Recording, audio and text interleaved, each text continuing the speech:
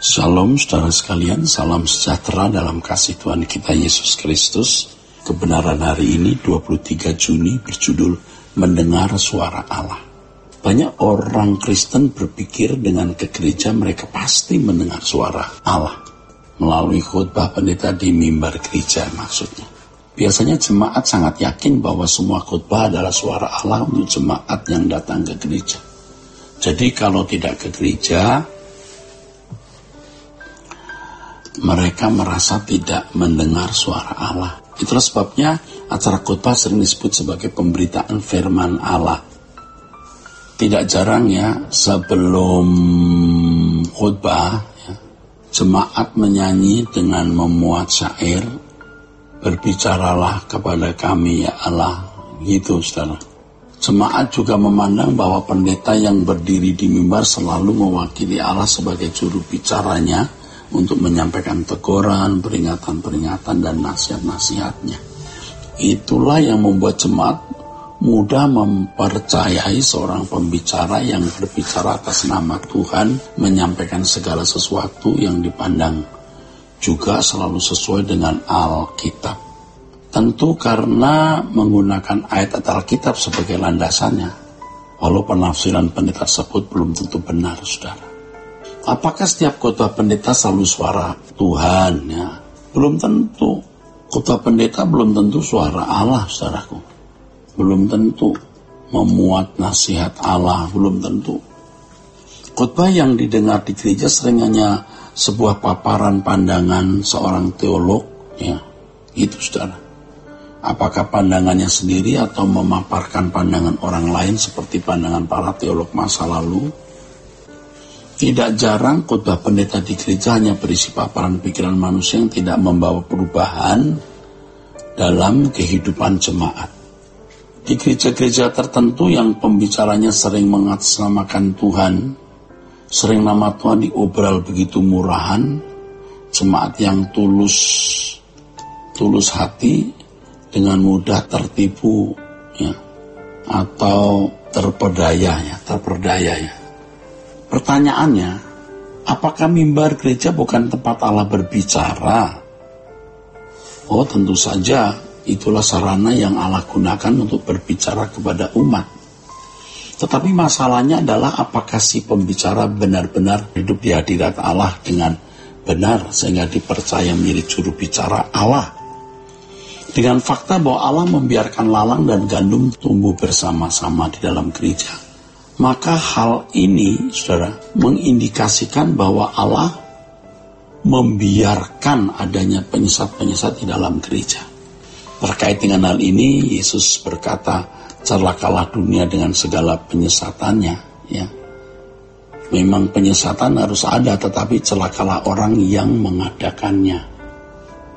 Untuk mengaku sebagai hamba Tuhan yang berbicara atas namanya, bukan suatu yang sulit, saudara.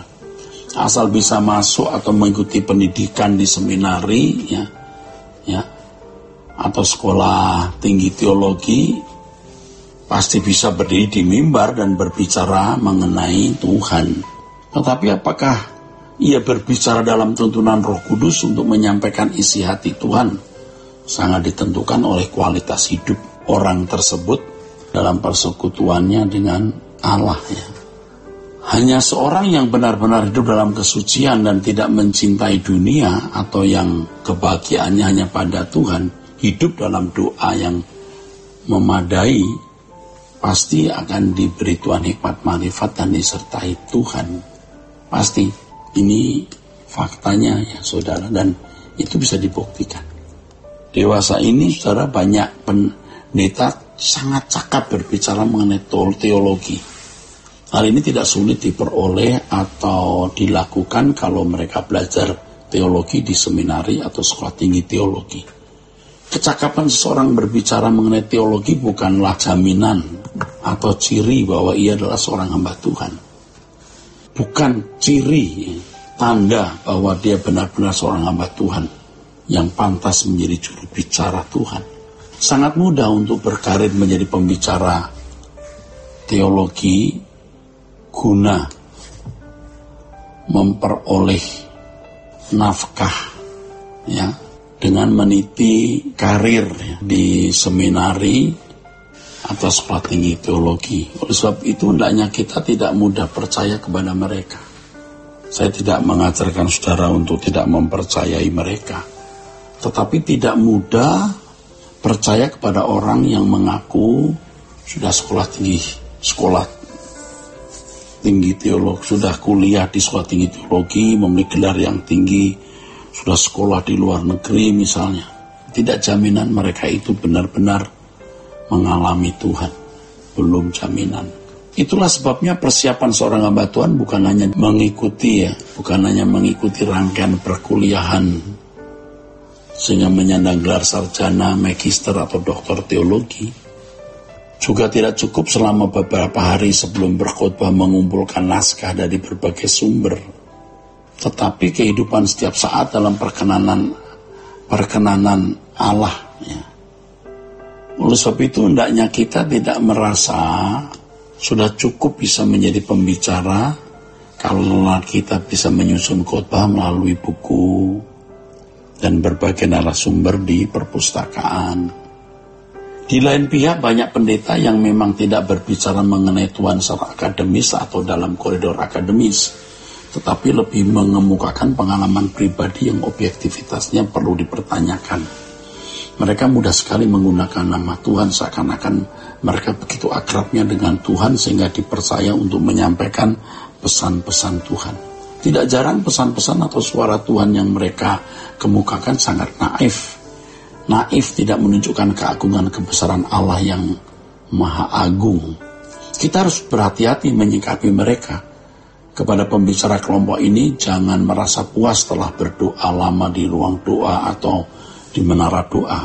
Tetapi juga harus menggunakan nalar ya, secara optimal dalam kejujuran untuk memahami kebenaran Alkitab secara komprehensif berdasarkan kaidah-kaidah eksegesis dan hermeneutik yang benar, saudaraku, ya. Tentu juga disertai dengan hati yang tidak mencintai dunia dan memiliki kesucian hidup sehingga memiliki perjumpaan dengan Allah, bukan Allah dalam fantasi tapi Allah dalam kenyataan yang dialami, maka pasti akan jadi juru bicara Tuhan dan menyampaikan isi hati dan perasaan Allah yang berdampak perubahan pada jemaat yang mendengar khotbahnya.